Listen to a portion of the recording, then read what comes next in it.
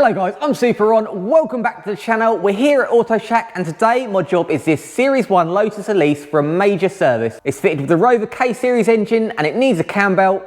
Not usually too big of an issue, very simple setup, but I think our main battle today is going to be access. Know that they ride or die. I keep boys by my side. Know that they ride or die. I keep boys by my side. Day we hustle, but the night we know that they ride or die. Know that they ride or die. This is a 1999 model, so it's quite an early one because they came out in 96. In a previous episode, you saw me doing a minor service on a Vauxhall VX220, which underneath is the exact same car. They just have the different clamshells on the front and the rear to make them look different, but underneath, exactly the same. On that one, we just had to do an oil change and spark plugs. This one, like I said, we've got to do the Cambelt. With these being a mid-engine car, that puts the engine right here. They do have a little bonnet at the back, but I don't think that is going to give us much to play with. And here is the engine access hatch open, but that is mainly for access to the boot. It's a very small boot. You don't really get a lot of access to the engine,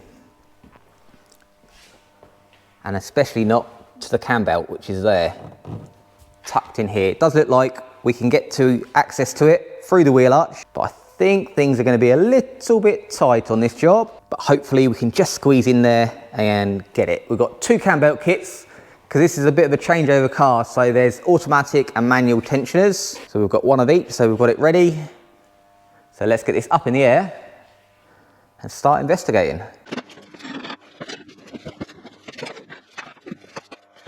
Where I used to work previously at a body shop, we had the main contract for the local Lotus specialists, and we did all their bodyworks. We had a lot of these ELISEs in, and as you can see, the whole rear end and the front end are one piece. So when they have a crash, we're very regularly changing these big clams. So we spent a lot of time taking these apart and putting them together. Hopefully, I'm not gonna have to take the clam off this to get to the Cambelt, but one unfond memory I do remember is getting these things onto a ramp. They've got the aluminium box section chassis, completely flat floor, so you need to know where the jacking points are. There's an easy one at the front, but the only visible one at the back is about here somewhere. And obviously this is halfway down the car. With 60% of the car's weight at the back, they tend to just flip off.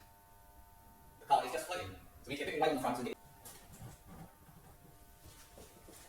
So there is another lift jacking point about here underneath, but to get to that, you need to take the engine under tray off, but you can't get it on the lift to jack it up to get the engine under tray off, so you have to crawl around underneath, get the under tray off, and then you can get it on the ramp to lift it up. So those fond memories have just come flooding back, so that's what I'm going to be doing now.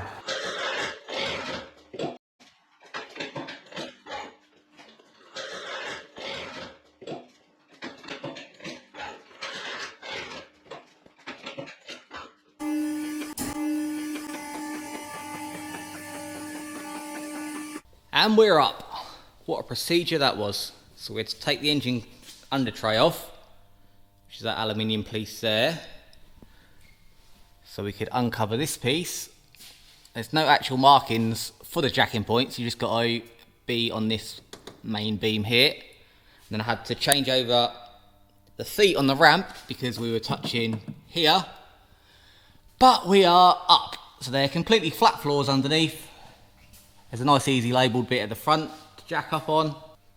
It's just the rears that are the nightmare. So you got the sticker here, which is the jacking point. But as we saw, that's only halfway down the car. So it's a bit precarious. So now we've got to the engine. There's the bottom pulley. So I'm gonna take the wheel off, take some more covers off and see how much we can see.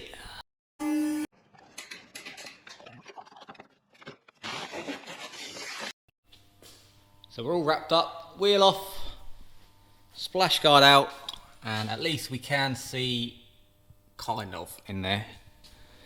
But we have got the main chassis right in the way of our bottom pulley. There's no access round from that, so we've just got to try and squeeze in there. Nice and oily, so I'll give that a clean out. And we'll get these covers off and hopefully we'll be able to get to the Cambelt. It looks like this top mount will have to come off as well to support the engine. But I'm going to give this a good clean up because I don't really want to get covered in all that oil.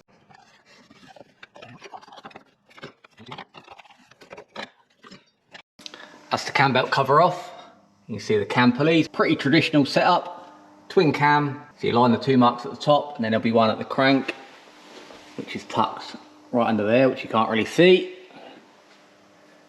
I can see it's an automatic tensioner, so that's handy with the setup. That'll make things easier. But access, it's definitely going to be the biggest battle with this. We are literally up against everything. So now I've got to get it to top dead center, get the bottom pulley off, and see if we can wiggle this cam belt out. The bottom pulley looks pretty tight up against the chassis, so you can see some scuffs there, where obviously people have been in before to get to the pulley. So we might have to have a slimline socket to go in there. Let's have a look. Oh, and we've got to release the alternator to get the alternator bolt off. That's not too bad. Looks like just releasing the bolt back there on the adjuster. Pop the belt off and then see if we can get on this pulley.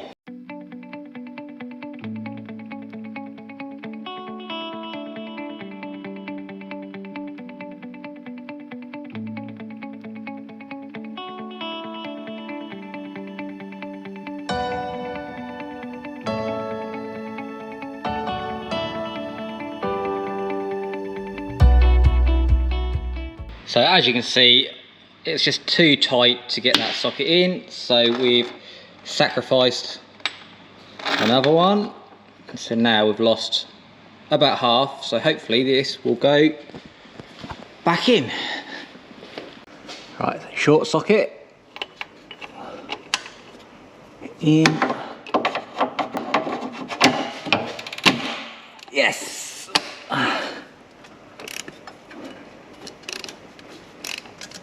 We're in. Right, let's get this top dead center and then carry on. And as we come round, it's got some random white lines there. Ignore them. The ones we want.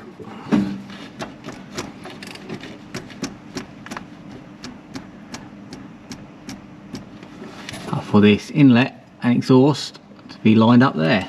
See down here, we've got one that lines up.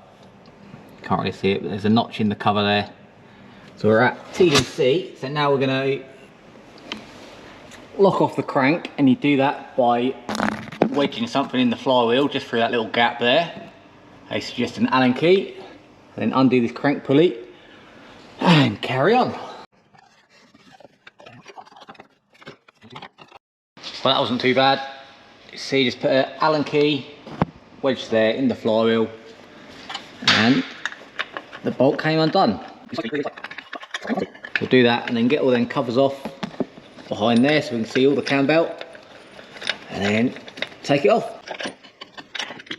Okay, we'll get that cover off and then we can get to the water pump as well. And with all the covers now off, we can just double check we're timed up one last time. So we've got both our marks there lined up. And on the bottom pulley, now we've got the bouncer pulley off, we've lost our mark, but on the cog itself there's actually 2 dots at the end, and they line up with a little line that I've marked on the oil pump there. And as it turns out, we're not actually at top dead center at the minute. You time up these engines and all the timing marks are 90 degrees before top dead center. So all the pistons are now halfway up all the way along, which I suppose gives a little bit more clearance when you're messing around moving the cam pulley, so you're nowhere near the pistons and valves. But that's something to note. If you were lining it up without a bottom pulley and you marked it to top dead center, you'd be miles out, well, 90 degrees. So we're all timed up. Let's loosen everything off, get the water pump out and stick the new stuff on.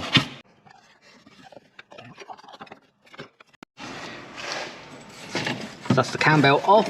We are going to have to take this engine mount off to slide it out because it does go around that. But before I do that, probably want to change the water pump and get that swapped out.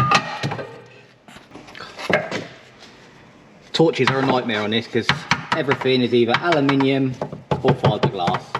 You find the odd bit of steel, but like I was saying, the water pump is here, so there's bolts all the way around the outside, and then there is one hidden one on the back from the other way. So we'll get that off, get that replaced, and then split the engine mount, swap the belts and time it back up.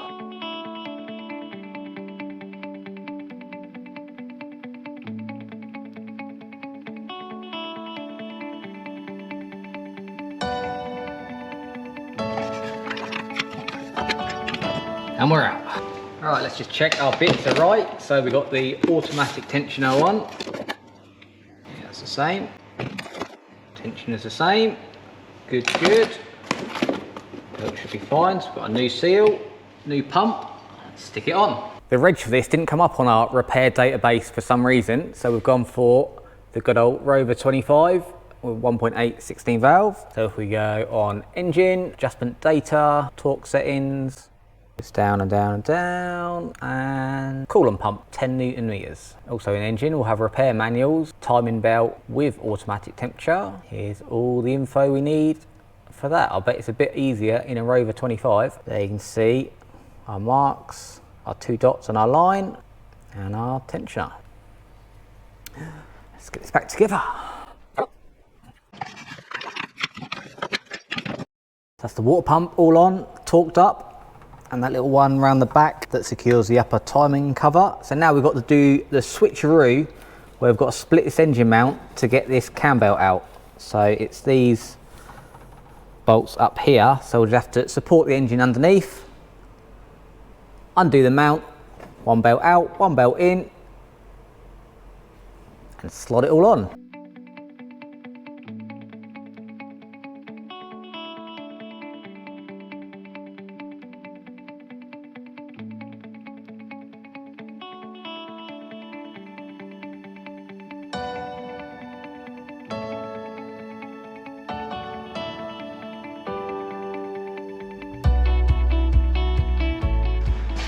So that's the engine mount all on, new cam belt threaded through, so now we can get our tensioner back on.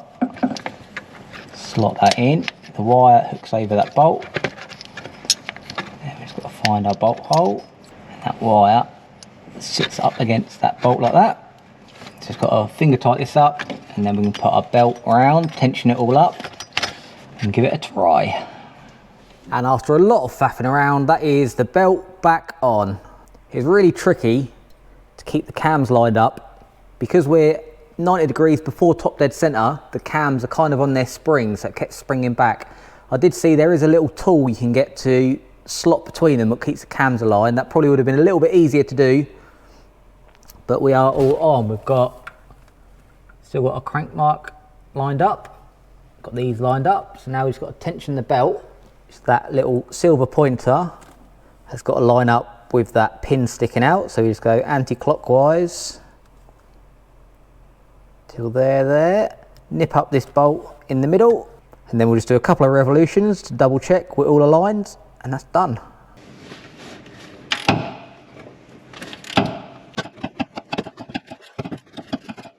Coming up to the alignment marks there. So our little pointer, still in the middle of our silver bit. Got our marks up there aligned, and our marks down there, still aligned. We are all timed up. So if that's all right, we'll torque this one up. 25 Newton meters on that. Still aligned with the pointer. Let's get these covers back on. So we're pretty much back together under here. Got the pulley back on, got the lower cam belt cover back on, alternator back on. Bottom pulley's done up as tight as I can for the moment, but that has got to be torqued up to 205 Newton meters, which is pretty tight. So we're gonna have to use the same trick again, get in there just where the flywheel's poking out, put the Allen key in there, and hopefully that'll be enough to hold it to get our 205 Newton meters. Allen key is in.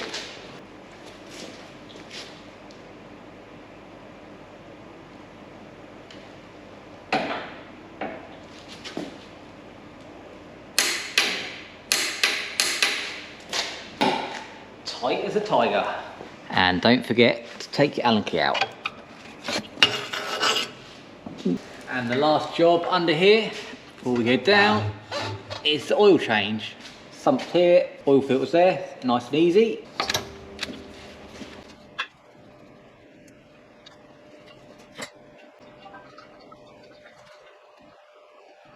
And what comes out must go back in. It's all full up of new oil here. Posh little billet cap on the Rover engine, and coolant here.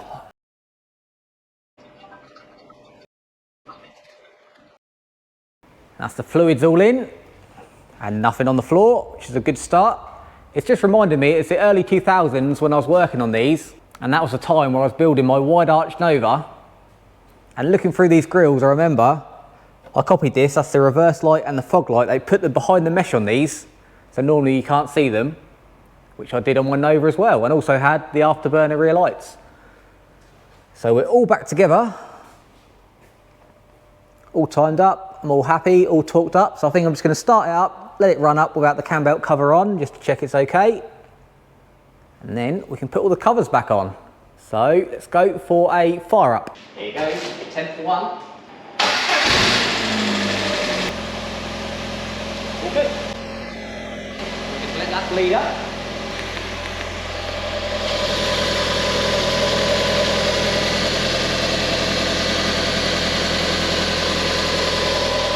Perfect.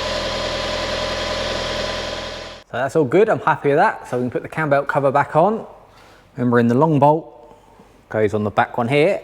So that's a bit tricky to get out, so that'll probably be a bit tricky to get back in. We'll slide that in and button this up. Right, we're all up to temperature, everything checks out. So now we'd be usually ready for a test drive, but we've got to go through the process of jacking it up, letting it down, jacking it up, letting it down to get the engine cover back on. So I'll do that and then we'll be out on the road.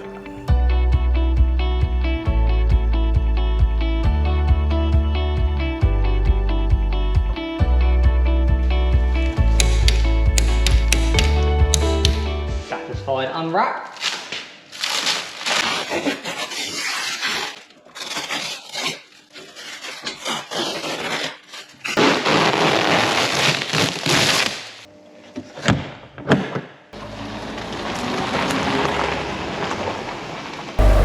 Alright, a quick little test drive just to make sure everything's alright. It revs up all fine.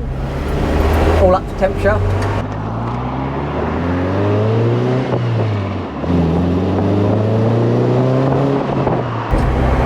This one is in really great condition.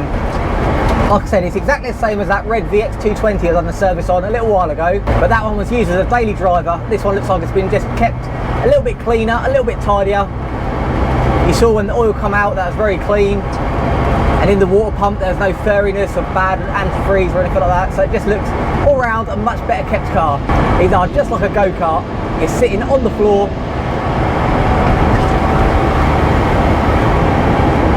I don't think the VX220 was a soft top, so this one is even noisier in here, especially with that induction kit literally sitting just behind the passenger seat.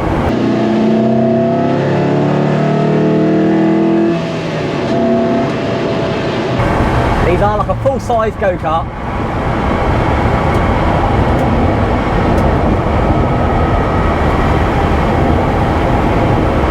So everything seems alright, all the gauges are looking good. I think we'll take this one back, clean it up, and it'll be ready to go back to the customer.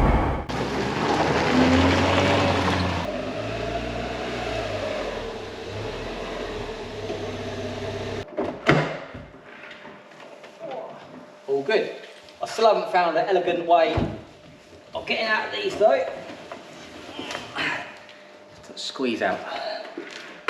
So that's this one all done and finished. A really, really nice car all in all. Been well looked after, well maintained, which made my job today a lot easier because there's no rusted C's bolts. It all went really, really well. And all in all, apart from being really awkward, it was quite easy to do the timing belt on this. It just goes to show you don't always need all the specialist tools, all the specialist equipment. Although saying that, the little teeth to lock the cams together would have made my life a lot easier today. But with a little custom socket, that's all we needed to complete the job. We've just got an MOT to put on it as well, which should fly through. I can't see any problems. So I hope you've enjoyed this episode, and hopefully it'll be a useful resource for people in the future that are doing this job on this car. But it could even help you out if you've got the K-Series in something else as well. Because whatever it is in, apart from the LOTUS ELISE, I'm sure it's a lot easier to do the Cambelt on. So make sure you give this video a like, and be sure to tune in to next time, because there's no telling what we've got in here.